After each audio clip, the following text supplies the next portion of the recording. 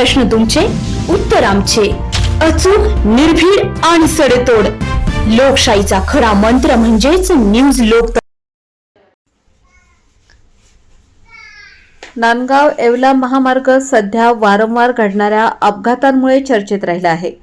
या रस्त्यावर अपघाताची मालिका सुरू असून अनेक जण अपघातात ठार झाल्याचे बोलले जाते. काही दिवसांपूर्वी बेलदारवाडी घाटात वळणाच्या ठिकाणी अपघाताच्या घटना घडल्या आहेत. लोकशाहीर अण्णाभाऊ साठे जयंतीच्या दिवशी नांदगाव येवला रोड मार्गालगत गांधीनगर परिसरात पाण्याच्या टाकीजवळ हरियाणा राज्यातील ट्रक क्रमांक 55 AH 3223 मालवाहू ट्रकखाली सापडून सुनील राजू साठे हा 24 वर्षीय तरुण जागीच ठार झाल्याची धक्कादायक घटना घडल्याने परिसरात तणाव निर्माण झाला होता. घटनेची माहिती मिळताच नांदगाव पोलीस प्रशासनाने घटनास्थळी धाव घेऊन परिस्थितीवर नियंत्रण मिळवत रस्ता सुरळीत करण्यात आला.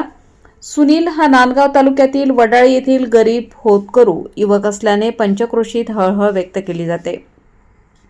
या निमित्ताने नांदगाव येवला मार्गावरील सुरक्षेचा प्रश्न पुन्हा एकदा ऐरणीवर आला आहे. हा महामार्ग वारंवार अपघात होऊन असल्यामुळे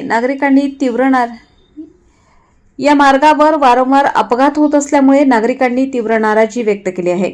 स्थानिकांच्या म्हणण्यानुसार अनेक ठिकाणी रस्त्याच्या साईड पट्ट्या अरुंद असून हार्ड मुरुमऐवजी काळी माती टाकण्यात आल्याने मोठ्या वाहनांना बाजू घेताना अडचण निर्माण होते. याशिवाय गतिरोधकांवर परावर्तित रेडियम चिन्हे आडवी पट्टी नसल्याने अपघाताचा धोका अधिक वाढत आहे. या पार्श्वभूमीवर संबंधित सार्वजनिक बांधकाम विभागाने या मार्गांवरील सुरक्षांविषयीची उपाययोजना तातडीने करावी अशी नागरिकांची मागणी आहे. सदर घटनेने वडाळी परिसरावर शोककळा पसरली आहे.